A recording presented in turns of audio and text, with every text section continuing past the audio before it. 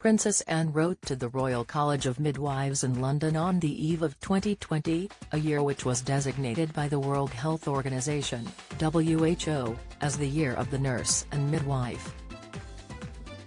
It aimed to recognize nurses and midwives who play a vital role in providing health care services. In her letter, the late Queen Elizabeth II's only daughter wrote, "I wanted to take this opportunity on the eve of International Year of the Midwife in 2020 to express my profound admiration for the incredible and important work that you do, the value of which cannot be underestimated." In her role as patron of the Royal College of Midwives, Anne has had the pleasure of meeting maternity teams around the country and witnessed firsthand the joy on the faces of mothers and their partners and their gratitude towards the healthcare professionals.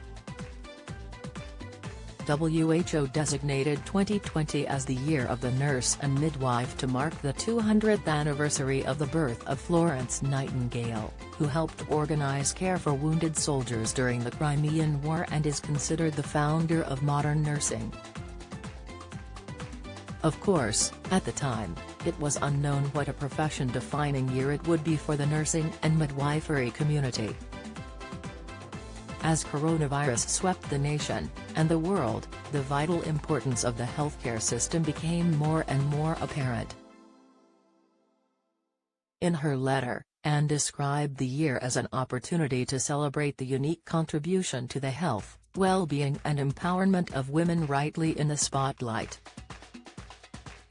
Harry not welcomed by Anne and Sophie Wessex at Philip's funeral. Unearthed accounts Prince Harry was not welcomed by Princess Anne and Sophie, Countess of Wessex, at the funeral of Prince Philip last year, according to a royal expert.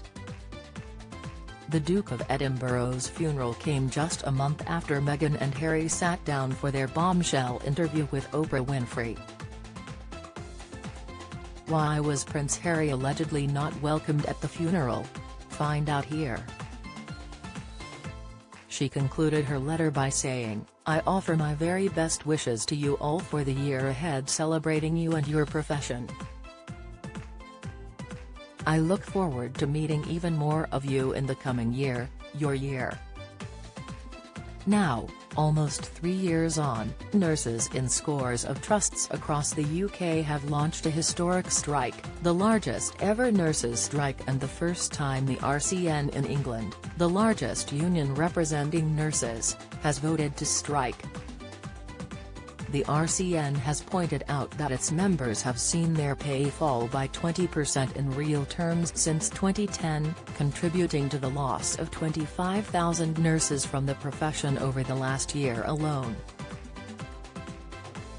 The union insists that its industrial action will not put patient safety at risk, saying that exemptions will be in place so that nurses can continue to provide emergency care, urgent diagnostic procedures and essential therapeutic services. 2 days of nurses' strikes were held in England, Wales and Northern Ireland on December 15 and 20, resulting in more than 40,000 patient appointments and procedures being rescheduled. The RCN has said nurses will go on strike again on January 18 and 19 in England unless pay talks are opened. On 2 consecutive days, there will be 12-hour walkouts by nurses at 55 health trusts in England, around a quarter. Pat Cullen, General Secretary and Chief Executive of the RCN, said the union had been left with no choice but to arrange further strikes. The government had the opportunity to end this dispute before Christmas, but instead they have chosen to push nursing staff out into the cold again in January, Ms. Cullen said. "The public support has been heartwarming and I am more convinced than ever that this is the right thing to do for patients and the future of the NHS. Midwives in England will not be striking after the numbers taking part in the ballot fell short of the 50% needed." The RCM said 47% of its 28,500 members voted in the ballot, and of those that did take part, 88% voted in favor of strike action. Action in Wales, however, will go ahead after midwives shared their disappointment over an unacceptable pay award worth approximately 4% this year. Around 55% of RCM members responded to the ballot, with 91% voting in favor of strike action. According to the World Health Organization, WHO, the world needs 9 million more nurses and midwives if it is to achieve universal health coverage by 2030. In the years since the Year of the Nurse and Midwife, Anne has continued to support healthcare professionals around the country and the RCM. In May, she joined the then Duchess of Cambridge for their first ever joint engagement at the Royal College of Midwives and the Royal College of Obstetricians and Gynecologists in London, RCOG.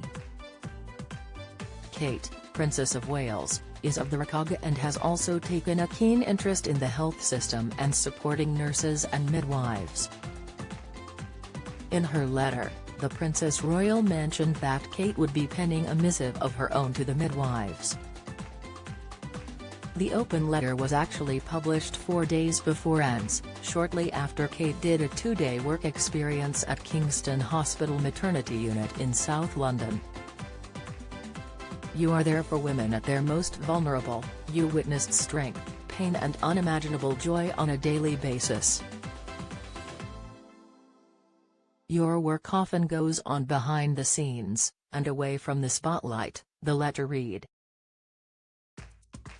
At the end of November 2019, the Princess of Wales privately undertook work experience at the maternity unit at Kingston Hospital in an effort to learn about what it was like to work in frontline maternity care.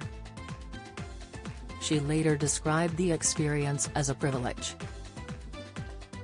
In tribute to the staff at the hospital and their colleagues worldwide, Kate wrote, "Although this was not my first encounter with the care and kindness provided by midwives across the country, it gave me a broader insight into the true impact you have on everybody you help.